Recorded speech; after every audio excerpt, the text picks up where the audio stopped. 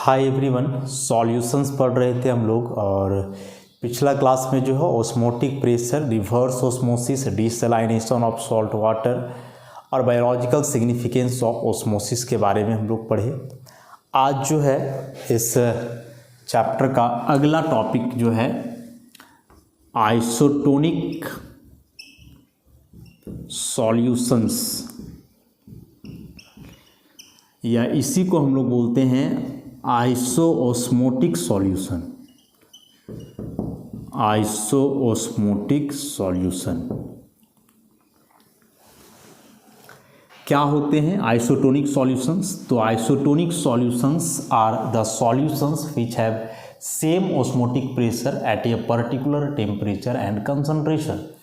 कि दो या अधिक सॉल्यूशंस जिनका एक फिक्स्ड कंसंट्रेशन और टेम्परेचर पे ऑस्मोटिक प्रेशर बराबर हो, तो वैसे सॉल्यूशन को आइसोस्मोटिक सॉल्यूशन बोलते हैं। आइसो मतलब सेम और ऑस्मोटिक मतलब ऑस्मोटिक प्रेशर, तो सेम ऑस्मोटिक प्रेशर।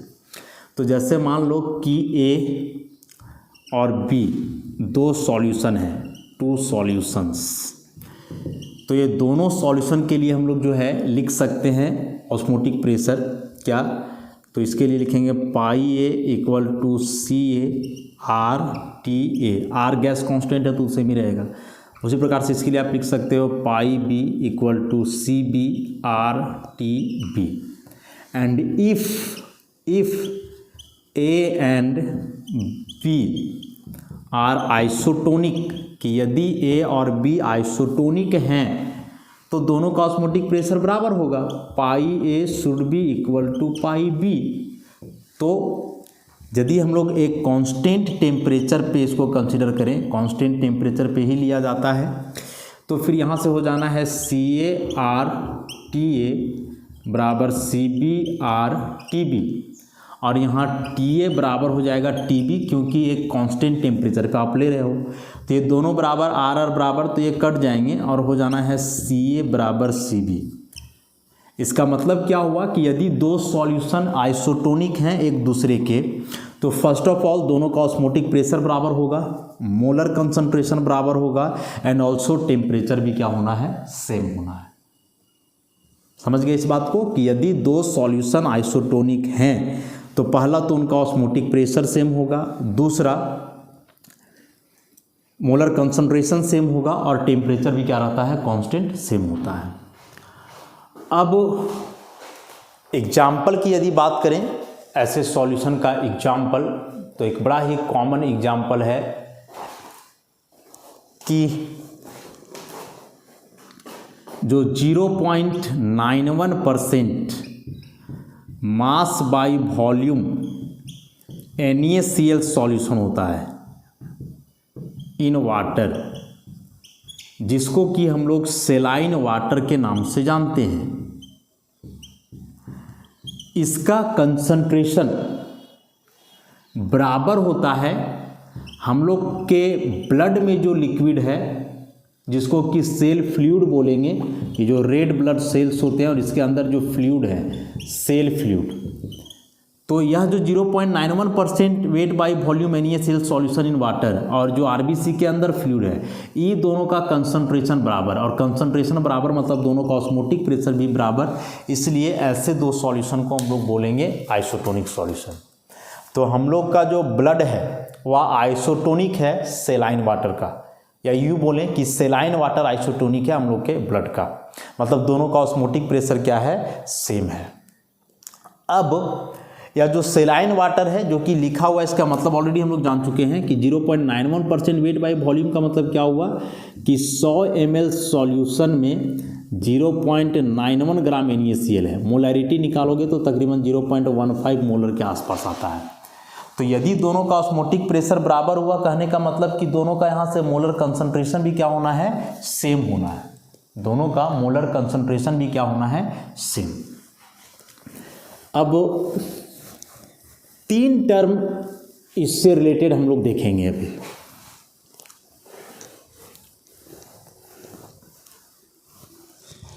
एक तो आप आइसोटोनिक समझे,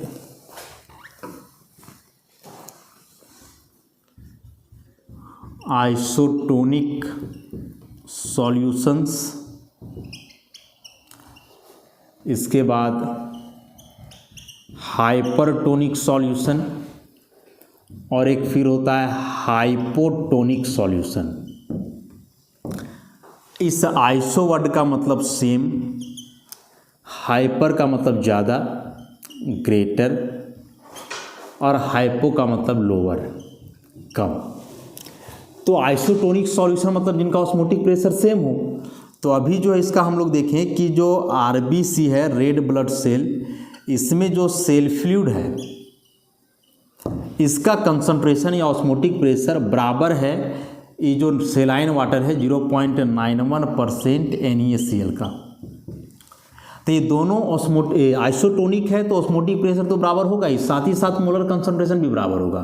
तो देखो हम लोग अपने सेल फ्लूइड के कंसंट्रेशन को तो वैरी नहीं कर सकते हैं जनरली, लेकिन इसको तो आप चेंज कर सकते हो ना। ये NaCl इसका आइसोटोनिक कब हुआ, जब कंसंट्रेशन इसका इतना है। According to van't Hoff Boyle's law कि osmotic pressure is directly proportional to molar concentration. तो यदि आप इस मोलर कंसंट्रेशन को बढ़ा दो तो इसका ऑस्मोटिक प्रेशर भी बढ़ जाएगा, और यह सॉल्यूशन फिर कहलाएगा hypertonic with respect to blood. तो यदि NaCl ग्रेटर देन 0.91% हो, मतलब कंसंट्रेशन आप बढ़ा दिए, तो NaCl आइसोटोनिक तब ना है जी जब कंसंट्रेशन इसका इतना बराबर है। तो जब आप इसका कंसंट्रेशन बढ़ाओगे तो ऑस्मोटिक प्रेशर भी बढ़ेगा, और इस केस में जो है यह कहलाएगा हाइपरटोनिक, किसके तुलना में, जो आरबीसी के अंदर फ्लूइड है उसके तुलना में। और उसी प्रकार से यदि आप NaCl के कंसंट्रेशन को घटा दो, 0.91% से कम कर दो, तो कंसंट्रेशन कम किए मतलब ऑस्मोटिक प्रेशर कम हो गया, और ऑस्मोटिक प्रेशर कम हो गया तो अब यह कहलाएगा hypotonic with respect to RBC. तो यह 0.91% mass by volume NaCl aqueous solution is isotonic with fluid present inside the RBC. But if we increases the concentration of this NaCl, that is more than 0.91%, first of all its concentration increases and then osmotic pressure also get increased according to Van't-Hoff Boyle's law, and such a solution is called hypertonic with respect to fluid inside the RBC. And in similar way, if we decreases the concentration of NaCl, that is the concentration will be less than 0.91%. So first of all here we decrease the concentration of NaCl, and according to Van't-Hoff Boyle's law its osmotic pressure also decreases, and such a solution will be hypotonic with respect to fluid inside the RBC. अब आप क्या करो कि 3 case लो। एक case आप लो यहाँ जिसमें जो सॉल्यूशन है 0.91% NaCl है, दूसरा केस आप लो और इसमें जो सॉल्यूशन है उसका कंसंट्रेशन 0.91 से ज़्यादा है, और तीसरा केस आप जो लोगे इसमें जो कंसंट्रेशन होगा वह 0.91% से क्या होगा, कम। तो 3 कंटेनर में हम लोग 3 सॉल्यूशन कंसिडर किए हैं NaCl का। एक में उसका कंसंट्रेशन 0.91% है, दूसरे में 0.91% से अधिक है, और तीसरे में 0.91% से क्या है, कम। अब क्या करो कि जो आरबीसी है सेल, उस सेल को आप तीनों में रखो, जिसको हम लोग कॉर्पसल बोलते हैं, कॉर्पसल्स। उसी प्रकार से आप यहाँ भी रखो और यहाँ भी रखो, तीनों में। जब ऐसे करोगे तो फर्स्ट वाला केस कि जब आप इस कॉर्पसल को रखें 0.91% NaCl में, तो इस केस में जो कॉर्पसल के अंदर लिक्विड है दिस वन, इसका कंसंट्रेशन और जो बाहर में NaCl है दोनों का कंसंट्रेशन इक्वल, तो इक्वल है। तो इस केस में क्या होगा कि ना तो पानी सेल के अंदर घुसेगा ना तो सेल का पानी बाहर आएगा, सेम रहेगा। लेकिन यदि आप इसको हाइपरटोनिक में डाल रहे हो, तो हाइपरटोनिक में हम लोग क्या देख रहे हैं कि जो बाहर वाला सॉल्यूशन है इसका कंसंट्रेशन ज़्यादा और जो कॉर्पसल के अंदर लिक्विड है इसका कंसंट्रेशन कम। तो इसका कंसंट्रेशन कम और इसका कंसंट्रेशन ज़्यादा, तो lower to higher concentration osmosis होगा, और क्या होगा कि सेल का सारा पानी बाहर आ जाएगा, सेल जो है सिकुड़ जाएगा, और इस केस में इस फेनोमेनन को हम लोग बोलते हैं प्लाज्मोलाइसिस, या फेनोमेनन क्या कहलाता है, प्लाज्मोलाइसिस। उसी प्रकार से यदि आप थर्ड केस लेते हो जिसमें NaCl का कंसंट्रेशन 0.91% से कम है, तो यदि इसका कंसंट्रेशन कम हुआ तो इसका जो है वो तो है, इसको हम लोग चेंज नहीं कर रहे हैं, बस इसको बढ़ा घटा रहे हैं। तो ई बराबर था तो कुछ नहीं हुआ, कोई सॉल्वेंट का फ्लो नहीं हुआ किसी भी डायरेक्शन में। जब बाहर वाला सॉल्यूशन का कंसंट्रेशन बढ़ाए तो इस बार सॉल्वेंट का फ्लो लोअर टू हायर हुआ, सेल का सारा लिक्विड बाहर निकल गया, सेल सिकुड़ गया, कहलाया प्लाज्मोलाइसिस। अब क्या होगा कि जब इस कॉर्पसल को आप वैसे सॉल्यूशन में रखोगे जिसका कंसंट्रेशन 0.91% से कम है, तो अब बाहर वाला सॉल्यूशन का कंसंट्रेशन कम, सेल फ्लूइड का कंसंट्रेशन ज़्यादा, तो ऑस्मोसिस लोअर टू हायर होता है। तो इस बार बाहर का पानी सेल के अंदर घुसने लगेगा और धीरे धीरे फूलेगा, स्वेल कर जाएगा, और यह फिनोमेनन कहलाता है हेमोलाइसिस। इसको हम लोग क्या बोलते हैं? हेमोलाइसिस बोलते हैं। तो ये हुए आइसोटोनिक, हाइपरटोनिक और हाइपोटोनिक। अब जब हम लोग बीमार पड़ते हैं, डॉक्टर के पास गए और यदि वह मेडिसिन का इंजेक्शन दे रहा हो, तो इंजेक्शन दे रहा है मेडिसिन का, इसका मतलब ऑब्वियसली वह लिक्विड फॉर्म में होगा, और लिक्विड है तो कुछ ना कुछ तो उसका कंसंट्रेशन है। अभी यदि उस मेडिसिन का कंसंट्रेशन हम लोग के सेल में जो फ्लूइड है उसके कंसंट्रेशन के बराबर है, तब कोई दिक्कत नहीं है। लेकिन यदि जो बाहर से मेडिसिन तुमको इंजेक्ट कर रहा है, यदि उस मेडिसिन का कंसंट्रेशन ज़्यादा है सेल फ्लूइड से, और अब वह मेडिसिन का इंजेक्शन दिया गया हो तुम्हारे वेन में, इंजेक्शन तो वेन में ही दिया जाता है, नस में जिसमें ब्लड है, ब्लड सेल है, तो यदि उस मेडिसिन का कंसंट्रेशन ज़्यादा है उस ब्लड सेल से, तो क्या होगा कि वहाँ हाइपरटोनिक वाला केस राइज हो जाएगा, और फिर ये जो सेल है उसका सारा लिक्विड बाहर निकल जाएगा, सेल सिकुड़ जाएगा, मतलब प्लाज्मोलाइसिस होगा। और यदि जो मेडिसिन इंजेक्ट किया जा रहा है, यदि उस मेडिसिन का कंसंट्रेशन कम हो सेल फ्लूइड से, तो यहाँ क्या होगा कि मेडिसिन का जो सॉल्वेंट है वो अंदर घुसने लगेगा सेल का, और सेल फूल जाएगा और हो जाएगा हेमोलाइसिस। माने कभी नस फूल जाएगा, कभी नस सिकुड़ जाएगा, यदि मेडिसिन का कंसंट्रेशन बराबर नहीं है ब्लड के कंसंट्रेशन का। तो और जनरली बराबर नहीं ही होता है, क्योंकि सारे मेडिसिन को वैसे इक्वल कंसंट्रेशन पे बनाना पॉसिबल नहीं है। इसलिए क्या किया जाता है कि जब इंजेक्शन दिया जाता है तो कोई भी मेडिसिन का इंजेक्शन पड़ता हो उसके साथ सेलाइन वाटर जरूर मिलाया जाता है। ऑब्जर्व करना, डॉक्टर जब मेडिसिन लगाता है तो एक तो सिरिंज से मेडिसिन खींचेगा, और दूसरा एक और जो है लिक्विड लेता है जो ट्रांसपेरेंट रहता है पानी के जैसा, वह सेलाइन वाटर रहता है।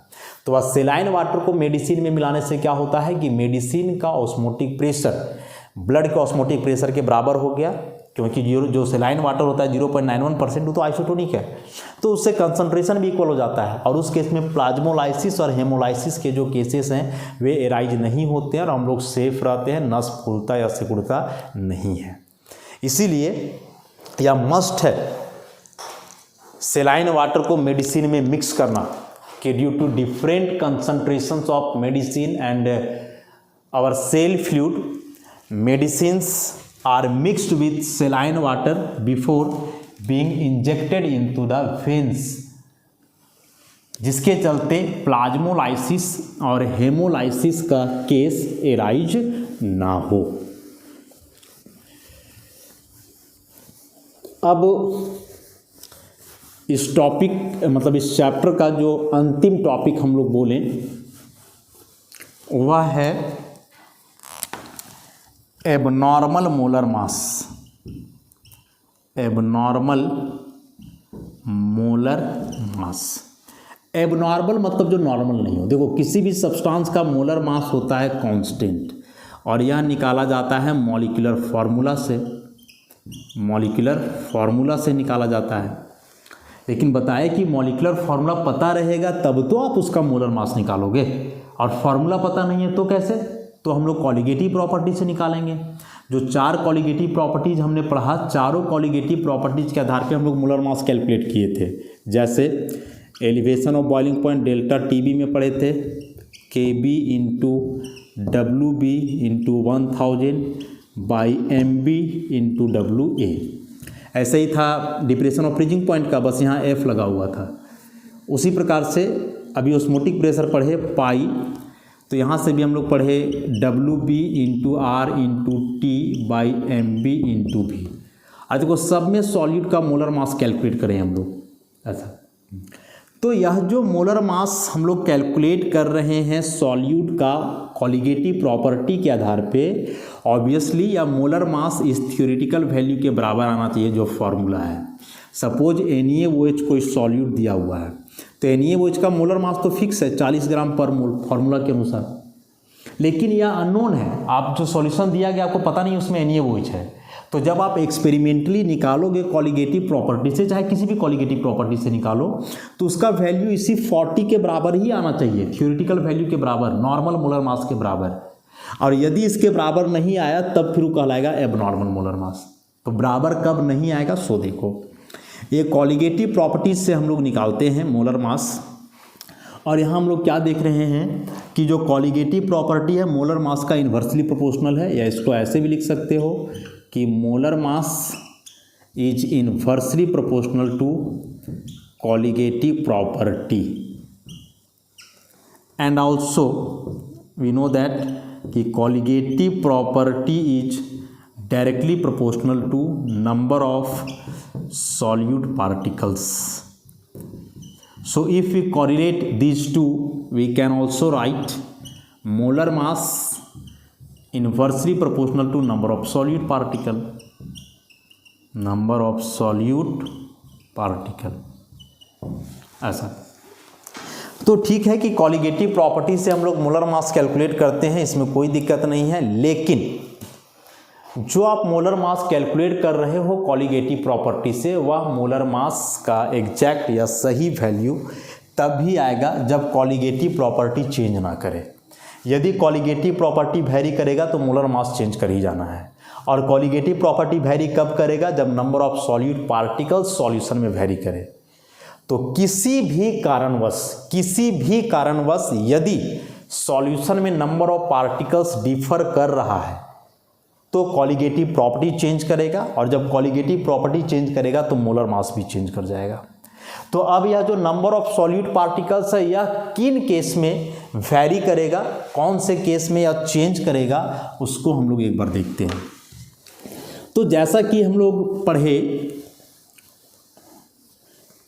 कॉलिगेटिव प्रॉपर्टी का डेफिनेशन में कि कॉलिगेटिव प्रॉपर्टी डाइल्यूट सॉल्यूशन के प्रॉपर्टीज होते हैं, ओनली डाइल्यूट। कंसंट्रेटेड सॉल्यूशन के क्यों नहीं? कंसंट्रेटेड सॉल्यूशन के लिए क्यों नहीं एप्लीकेबल है? डाइल्यूट सॉल्यूशन के लिए एप्लीकेबल है, और कंसंट्रेटेड सॉल्यूशन के लिए कॉलिगेटिव प्रॉपर्टी एप्लीकेबल नहीं है। तो एप्लीकेबल क्यों नहीं है, ज़रा उसको हम लोग समझने का प्रयास करें। अंतर क्या है दोनों में कि डाइल्यूट सॉल्यूशन में जो सॉल्वेंट है वह बहुत ज़्यादा होता है सॉल्यूट की तुलना में। तो यदि हम लोग मान लें कि सॉल्यूट इसमें 1 मोल है और इसमें भी सॉल्यूट को मान लो तुम 1 ही मोल, ऐसा। लेकिन सॉल्वेंट जो है इसमें ज़्यादा ले लो, सॉल्वेंट मान लो इसमें 500 ml है और इसमें 100 ml है। तो अब क्या होगा कि ये 500 ml सॉल्वेंट में सॉल्यूट का 1 मोल है। तो जब सॉल्यूट का 1 मोल यहाँ होगा तो सपोज कि इस तरह से सेपरेटेड है, और यहाँ चूँकि 100 ही ml है और 100 ही ml में 1 मोल है, तो चांस है कि यहाँ सॉल्यूट के पार्टिकल थोड़ा नज़दीक होंगे, ऐसे। अब यदि कंसंट्रेटेड सॉल्यूशन है जिसमें कि सॉल्वेंट का मात्रा काफ़ी कम होता है, तो उस केस में क्या होगा कि सॉल्यूट पार्टिकल्स एक दूसरे से काफ़ी नज़दीक होंगे, और काफ़ी नज़दीक होंगे तो ऐसा पॉसिबिलिटी है कि उनके बीच इंटरैक्शन हो। इंटरैक्शन होते हुए आपस में जुड़ भी सकते हैं या कॉलिजन से टूट भी सकते हैं। अब पार्टिकल या तो आपस में जुड़े या टूटे, दोनों केस में क्या होगा कि नंबर ऑफ पार्टिकल्स वैरी करेगा। जैसे मान लो आप 20 पार्टिकल ऐड किए, आप देख रहे हो कि 2-2 पार्टिकल जुड़ते जा रहा है, तो 20 बदल जाएगा 10 में। तो आप ऐड किए 20, मोलर मास तो आप 20 के हिसाब से निकालोगे, लेकिन एक्सपेरिमेंट से आएगा 10, क्योंकि सॉल्यूशन में जाने के बाद वे 20 पार्टिकल जुड़ करके कितना हो गए थे? 10। तो इस केस में नंबर ऑफ पार्टिकल चेंज हुआ, कॉलिगेटिव प्रॉपर्टी चेंज हो जाएगा, मोलर मास भी चेंज हो जाएगा, तो सही वैल्यू नहीं आएगा। लेकिन डाइल्यूट सॉल्यूशन है, सॉल्वेंट बहुत ज़्यादा है, तो इसमें सॉल्यूट पार्टिकल्स के बीच सेपरेशन बहुत ज़्यादा होगा, दूर दूर होंगे सॉल्यूट पार्टिकल्स, तो इनका फर्दर इंटरैक्शन पॉसिबल नहीं होगा। और जब फर्दर इंटरैक्शन पॉसिबल नहीं होगा तो जितना पार्टिकल तुम ऐड किए थे उतना ही पार्टिकल सॉल्यूशन में ऑब्जर्व भी किया जाएगा, और एक्सपेरिमेंटल और थ्योरेटिकल वैल्यू यहाँ मैच कर जाएगा, और मोलर मास एग्जैक्ट आएगा उसका। जैसे एक इसको जनरल भी हम लोग एग्जाम्पल से समझ सकते हैं कि जैसे आप क्लासरूम में बैठे हो, अब क्लासरूम में एक बेंच में 4-5 स्टूडेंट्स बैठते हैं, काफ़ी नज़दीक होते हैं सट करके, तो उनका इंटरैक्ट करने का पॉसिबिलिटी ज़्यादा होता है, ज़्यादा बात करेंगे, एक दूसरे से मिलेंगे। लेकिन ऐसे इमेजिन करो कि एक बेंच में जो है हम एकक बैठाएं, और वो भी एकक छोड़ करके दूर दूर बैठा दें। तो जब दूर दूर करके ऐसे बैठाएं तो उनके बीच इंटरैक्ट होने का पॉसिबिलिटी बहुत कम हो जाता है। तो सेपरेशन जितना कम रहेगा इंटरैक्शन ज़्यादा, और सेपरेशन जितना ज़्यादा होगा इंटरैक्शन कम। तो डाइल्यूट सॉल्यूशन में सॉल्यूट पार्टिकल के बीच का इंटरैक्शन बहुत ज़्यादा होता है, सॉल्यूट पार्टिकल के बीच का सेपरेशन बहुत ज़्यादा होता है, इसलिए इंटरैक्शन कम। और कंसंट्रेटेड में सेपरेशन कम, इसलिए इंटरैक्शन ज़्यादा। और इंटरैक्शन हुआ मतलब नंबर ऑफ पार्टिकल चेंज करेगा, और नंबर ऑफ पार्टिकल चेंज करने का मतलब हुआ कि कॉलिगेटिव प्रॉपर्टी चेंज करेगा, और कॉलिगेटिव प्रॉपर्टी चेंज करने से मोलर मास भी चेंज कर जाएगा। तो इसलिए सॉल्यूशन कंसंट्रेटेड नहीं होना चाहिए। उसके बाद जो सॉल्यूट आप ऐड कर रहे हो उस सॉल्यूट का ना तो डिसोसिएशन होना चाहिए और ना ही एसोसिएशन होना चाहिए। Solute can neither be dissociated और एसोसिएटेड इन द सॉल्यूशन। तो पहला केस हम लोग लें डिसोसिएशन का, और दूसरा केस कंसिडर करें एसोसिएशन का।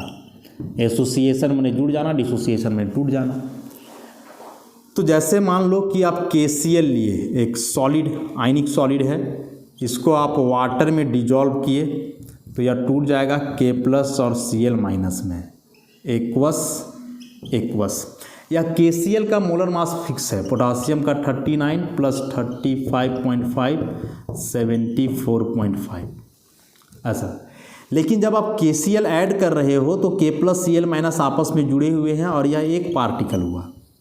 लेकिन जैसे ही आप इसको वाटर में ऐड किए तो आयनिक कंपाउंड का तो प्रॉपर्टी है कि वाटर में वे डिसोसिएट कर जाते हैं, और डिसोसिएट करके देखो ऐसे 2 आयंस बन गए, मतलब ये 2 पार्टिकल्स हो गए, 2 पार्टिकल्स। मतलब यहाँ क्या हुआ कि जो नंबर ऑफ पार्टिकल्स है बढ़ गया, और बढ़ भी गया कैसे, डबल हो गया, 1 का 2 बन गया, 2 गुना हो गया। अब चूंकि नंबर ऑफ पार्टिकल्स का डायरेक्टली प्रोपोर्शनल होता है कॉलिगेटिव प्रॉपर्टी, इसलिए कॉलिगेटिव प्रॉपर्टी भी क्या हो जाएगा, डबल, 2 गुना। And molar mass is inversely proportional to colligative property.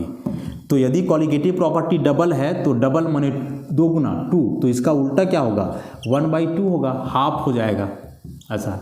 तो जब एक्सपेरिमेंट से आप मोलर मास निकालोगे ना तो आएगा 1/2 × 74.5 मतलब 37.25। तो नॉर्मल वैल्यू है 74.5, एक्सपेरिमेंट से आप निकालोगे तो आएगा 37.25, क्योंकि ऐसा हुआ। तो ये जो मास का डिफरेंस देख रहे हो, this is called abnormal molar मास, कि सॉल्यूट का डिसोसिएशन या फिर एसोसिएशन के चलते जो मोलर मास डिफर करता है थ्योरेटिकल वैल्यू से, उसी को हम लोग एबनॉर्मल मोलर मास के नाम से जानते हैं। उसी प्रकार से एसोसिएशन का आप लोग कि C6H5COOH, जिसको कि हम लोग बेंजोइक एसिड के नाम से जानते हैं, इसका 2 मोल आप लो और इसको बेंजीन सॉल्वेंट में डिजॉल्व करो। तो बेंजीन में डिजॉल्व करने के बाद क्या होता है कि बेंजोइक एसिड का डायमेराइजेशन हो जाता है। तो यहाँ आप 2 अलग अलग ऐड कर रहे हो ना, तो ये 2 पार्टिकल्स हुए, जा करके दोनों आपस में जुड़ करके एक पार्टिकल हो गया, एक पार्टिकल डायमेराइजेशन हो गया ऐसे। C6H5C डबल बॉन्ड OOH, यहाँ भी जाएगा COH double bond O C6H5। तो यहाँ हाइड्रोजन बॉन्ड, यहाँ हाइड्रोजन बॉन्ड, और हाइड्रोजन बॉन्ड होने के चलते डायमेराइजेशन होगा, 2 मॉलिक्यूल्स आपस में जुड़ते जाएंगे। तो आप ऐड किए 2 पार्टिकल, जाने के बाद बनाओ एक फॉर्मूला से यदि इसका मोलर मास निकालोगे तो आएगा 122 ग्राम पर मोल, फिक्स है। लेकिन यहाँ क्या हुआ कि नंबर ऑफ पार्टिकल जो है वह हो गया आधा, हाफ, 1/2। ऐड किए थे 2, बन गया 1। अब जब नंबर ऑफ पार्टिकल आधा हो गया तो कॉलिगेटिव प्रॉपर्टी भी आधा हो जाएगा, कॉलिगेटिव प्रॉपर्टी भी हाफ हो जाएगा, 1/2। अब चूंकि मोलर मास कॉलिगेटिव प्रॉपर्टी का इन्वर्सली प्रोपोर्शनल है, इसलिए मोलर मास हाफ का उल्टा माने 1/2 का उल्टा 2 मतलब डबल। तो इस केस में जब आप experimentally molar mass benzoic acid का निकालोगे तो आएगा 2 × 122 मतलब 244 ग्राम पर मोल। तो थ्योरेटिकल इसका नॉर्मल वैल्यू 122, लेकिन एक्सपेरिमेंटल 244। तो ये जो डिफरेंस आ रहा है this is called abnormal molar मास।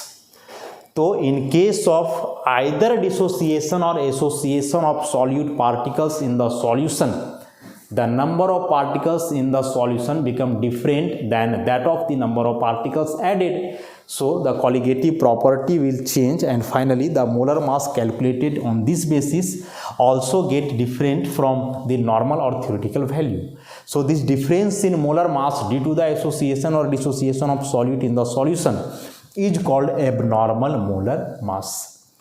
तब तो फिर यहाँ कॉलिगेटिव प्रॉपर्टी काम ही नहीं किया।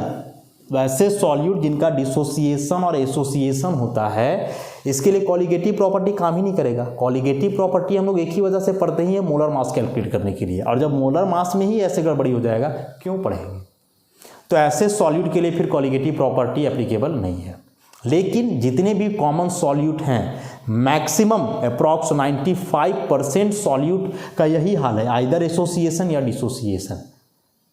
तो मैक्सिमम सॉल्यूट भी ऐसा ही है, और ऐसे सॉल्यूट के लिए कॉलिगेटिव प्रॉपर्टी लागू भी नहीं होता है। तो फिर क्या फ़ायदा होगा कॉलिगेटिव प्रॉपर्टी पढ़ने का? तो फायदा है, ऐसा गड़बड़ी ना हो इसके लिए वांट हॉफ, इसके लिए जो है वांट हॉफ एक जेनरलाइजेशन दिए, जिसको हम लोग वांट हॉफ फैक्टर के नाम से जानते हैं, जिसको हम लोग वांट हॉफ फैक्टर के नाम से जानते हैं। तो नेक्स्ट हेडिंग है इसका वांट हॉफ फैक्टर, जिसको हम लोग स्मॉल आई से फॉर्मूला से इसको डिफाइन करते हैं कि van't Hoff factor is the ratio of normal molar mass by observed molar mass. Fraction है observed molar mass. Since molar mass is inversely proportional to colligative property, so this formula can also be written as observed colligative property by normal। colligative property में लिखोगे तो observe चला जाएगा ऊपर, और molar mass में रखोगे तो ये नीचे, ये दोनों एक दूसरे का इन्वर्सली प्रोपोर्शनल है। And number colligative property is directly proportional to number of particle. So in case of number of particles, this want of factor can be written as observed number of particles, मतलब number of particles after association or dissociation by number of particles added। तो ये तीन तरीके से हम लोग इसको define कर सकते हैं। तो जैसे अभी आपने लिखा था KCl टूटा तो बना K प्लस और Cl माइनस, ऐड किए एक पार्टिकल जाकर के बन गया 2। तो number of particle after association और डिसोसिएशन, तो यहाँ डिसोसिएशन हो रहा है तो number of particle after dissociation हो गया 2। ऐड कितना किए थे 1, तो 2/1 मतलब वांट ऑफ फैक्टर इसका आ जाएगा 2। उसी प्रकार से बेंजोइक एसिड वाला केस लिए थे हम लोग, तो 2 मोल ऐड कर रहे थे, वो 1 बन जा रहा था। तो number of particle after association 1, add किए 2, तो I बराबर 1/2। तो 1/2 मतलब less than 1, and 2/1 means greater than 1। तो इसका मतलब क्या हुआ कि यदि सॉल्यूट पार्टिकल का डिसोसिएशन हो रहा हो सॉल्यूशन में, तो नंबर ऑफ पार्टिकल्स बढ़ेगा, और नंबर ऑफ पार्टिकल्स बढ़ेगा तो वांट ऑफ फैक्टर का वैल्यू 1 से अधिक आएगा। लेकिन यदि उसका एसोसिएशन हो रहा है, तो एसोसिएशन होने से नंबर ऑफ पार्टिकल घटेगा, तो इस वांट ऑफ फैक्टर का वैल्यू 1 से कम। बहुत इंपॉर्टेंट है, very very important for examination, any type of examination, either board और कॉम्पिटिटिव। दे देगा कि in case of dissociation of solute in the solution I greater than 1, less than 1, equal to 1, equal to 0, ऐसे करके। तो इसको simply याद रखोगे कि जब सॉल्यूट डिसोसिएट करेगा, तो डिसोसिएट करेगा नंबर ऑफ पार्टिकल बढ़ेगा, तो I भी बढ़ जाएगा 1 से ज़्यादा। जब पार्टिकल का एसोसिएशन होगा तो नंबर ऑफ पार्टिकल डिक्रीज करेगा, तो I भी डिक्रीज करेगा 1 से कम। और जब कुछ ना हो, ना एसोसिएशन ना डिसोसिएशन, तो I का वैल्यू इक्वल टू 1, क्योंकि उस केस में observe number of particle will be equal to the number of particles added. तो ये 3 केस कि जब पार्टिकल का डिसोसिएशन हो तो I will be greater than 1, association हो less than 1, neither association nor dissociation is observe, तो वहाँ इक्वल टू 1। अब वांट ऑफ क्या बोले कि कॉलिगेटिव प्रॉपर्टी के लिए जितना भी फार्मूला डिराइव किया गया है, यदि सारे फार्मूलाज में हम लोग वांट ऑफ फैक्टर को इंक्लूड करें तो फिर गलती नहीं होगा।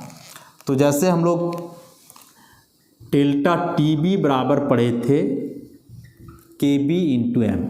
अब यहाँ आप आई लगा दो। डेल्टा TF बराबर पड़े थे KF इंटू एम, आई लगा दो।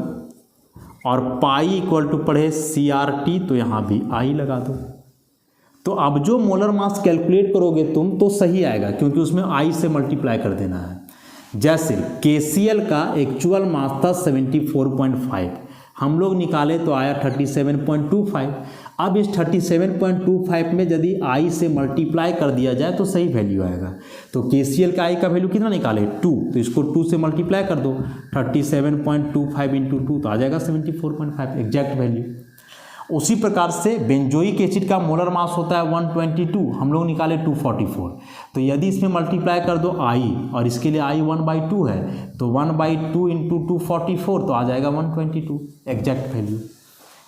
So after including the Van-'t-Hoff factor in the formulas derived for the calculation of molar mass on the basis of colligative property, the abnormal molar mass is not observed and you got the exact molar mass, that is the molar mass equal to its normal or theoretical value। तो यह Van-'t-Hoff factor बड़ा important हुआ, इसको एकदम याद रखोगे। तो ये एबनॉर्मल मोलर मास और Van-'t-Hoff फैक्टर का कंसेप्ट आया। तो यहाँ से चैप्टर थ्योरेटिकली ऑलमोस्ट समाप्त हो चुका है। एक दो फार्मूलाज डेरिवेशन है एसोसिएशन और डिसोसिएशन के केस में, जिसको नेक्स्ट क्लास में हम लोग डील करेंगे और कुछ न्यूमेरिकल प्रॉब्लम्स को देखेंगे।